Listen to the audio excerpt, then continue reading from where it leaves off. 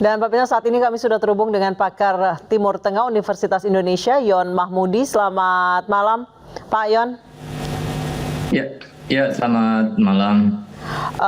Pak, sejauh ini hasil General Assembly PBB sudah menunjukkan angka yang mendukung gencatan senjata 120, abstain 45, dan yang setuju hanya 14.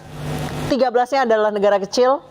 Hanya Amerika Serikat ya, dari negara besar. Sejauh mana sih bisa mewujudkan gencatan senjata? Kalau PBB saja, dari sekjennya saja sudah sekencang itu, Pak Yon. Ya, ini kan juga tren ya berkaitan dengan PBB yang beberapa pihak merasa putus asa juga ya. Segala hal yang berkaitan resolusi berkaitan dengan Israel selalu saja tidak bisa direalisasikan atau diimplementasikan ya. Karena kekuatan yang besar ya Amerika itu selalu menolak.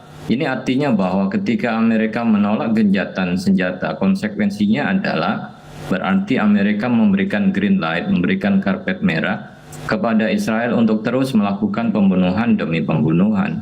Dan yang kita lihat ya realitasnya adalah anak-anak yang menjadi korban, bahkan perempuan, dan pihak-pihak yang bukan termasuk di dalam aspek atau unsur dari militer.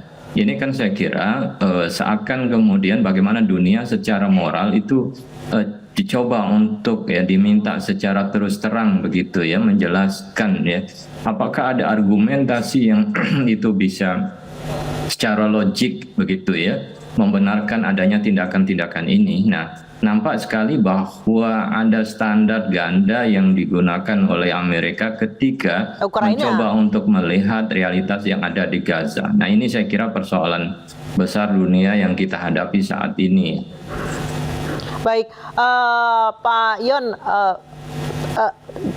Israel disebut melakukan kejahatan perang dengan menggunakan bom fosfor, sengaja menargetkan rumah sakit dan juga jurnalis.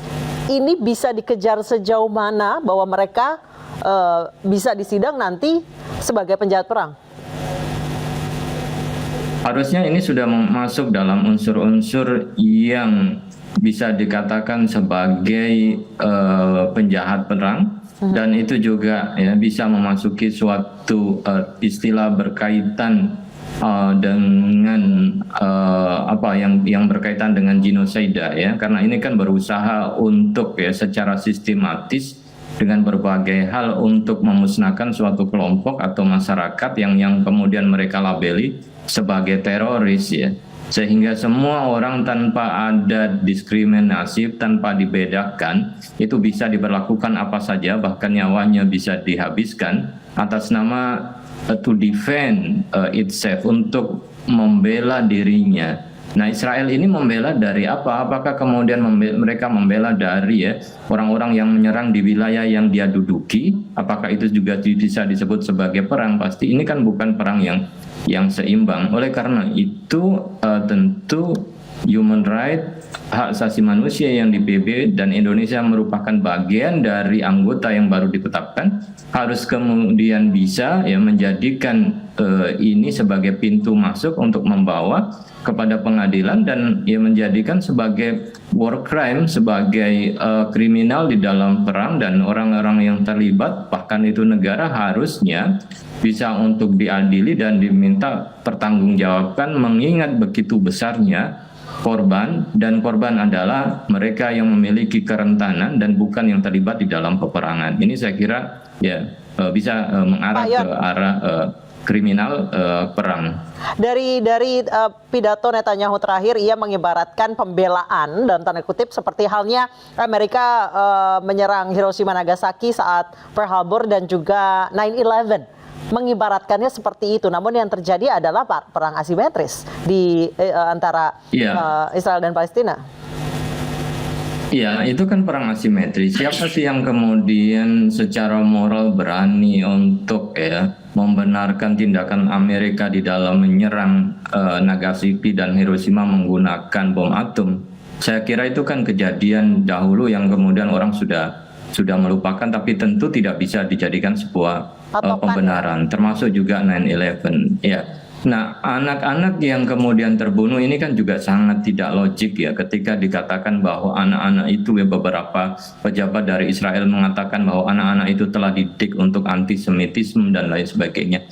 Ya wajar saja orang-orang yang hidup di dalam pendudukan, di dalam penjajahan, kemudian memiliki kebencian, ketidaksukaan kepada mereka yang menjajah. Ya. Apakah kemudian setelah itu bisa di bumi hanguskan, dihancurkan semua, seakan-akan tidak bisa hidup, ya, punya hak untuk hidup, bahkan dalam aspek yang paling sederhana untuk memenuhi kebutuhan yang paling dasar, ya, makan, minum, obat-obatan, dan semua saya kira ya menjadi persoalan kemanusiaan yang banyak sekarang sudah mulai mengkritisi sikap untuk menolak, ya, apa yang dilakukan oleh Israel saat ini. Baik, Pak Yon, saat ini komunitas internasional sudah bergerak hampir di seluruh penjuru dunia, bahkan negara-negara yang memilih untuk abstain, warganya banyak yang demo karena menganggap pemerintahnya pengecut dengan memilih abstain.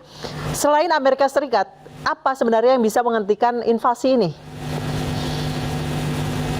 Nah, oleh karena itu diperlukan kekuatan penyeimbang, ya. Beberapa negara-negara yang memiliki kekuatan militer kan juga sudah mulai memikirkan, ya, untuk melakukan intervensi, karena ini tidak bisa dibiarkan.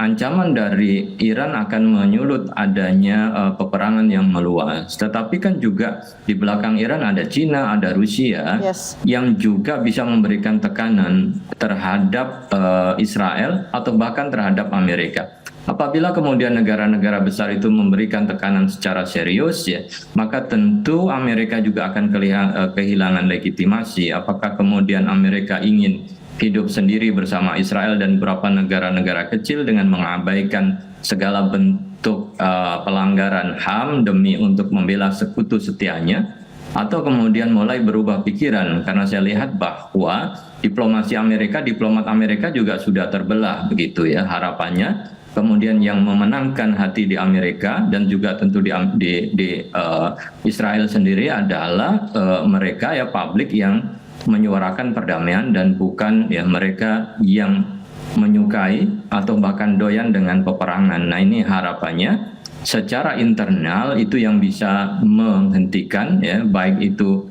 di Israel, Republik Israel sendiri yang tidak mau terus-menerus, ya, berperang dan menginginkan adanya perdamaian. Publik di Amerika juga yang semakin kuat, yang tidak ingin pajaknya digunakan, ya, untuk, ya, memberikan karpet merah mendukung Israel untuk melakukan serangan demi serangan, dan itu jumlah yang meninggal sudah mencapai ribuan, dan tentu ini sesuatu yang sulit untuk dibayangkan, ya, terjadi pada masa saat ini ketika, ya, dunia menganggap bahwa peradaban sudah semakin tinggi, tetapi justru pembantaian masih dilakukan oleh suatu negara, ya, atas nama untuk membela dirinya. Baik, terima kasih Pak Yon Mahmudi, pakar Timur Tengah dari UI, telah bergabung bersama kami di Newsroom. Selamat malam, Pak.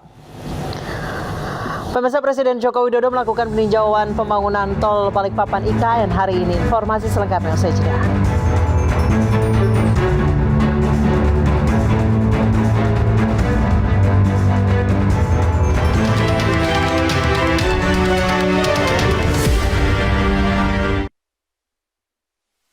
Pegel,